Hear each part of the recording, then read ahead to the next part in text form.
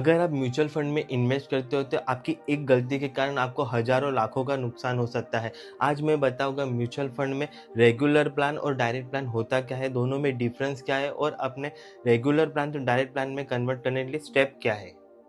तो पहले मैं बात करूँगा रेगुलर प्लान और डायरेक्ट प्लान होता क्या है। रेगुलर प्लान क्या होता है, जब आप कोई म्यूचुअल फंड खरीदते हो कोई एजेंट के थ्रू, डिस्ट्रीब्यूशन के थ्रू, तब उसे रेगुलर प्लान कहा जाता है। वो प्लान में आपको कमीशन देना पड़ता है, भले ही वो कमीशन 1-2% हो, बट आप जब 10 साल के बाद, 20 साल के बाद पैसे विड्रॉ करते हो म्यूचुअल फंड में से, तभी आपको वो 1-2 प्लान बहुत चुभता है, क्योंकि तभी आपको लाखों का कमीशन देना पड़ता है। बट वही सेम फंड अगर आप कोई एएमसी के थ्रू डायरेक्ट खरीदते हो तो उसे डायरेक्ट प्लान कहा जाता है, जहाँ पे आपको कोई भी कमीशन नहीं देना पड़ता है।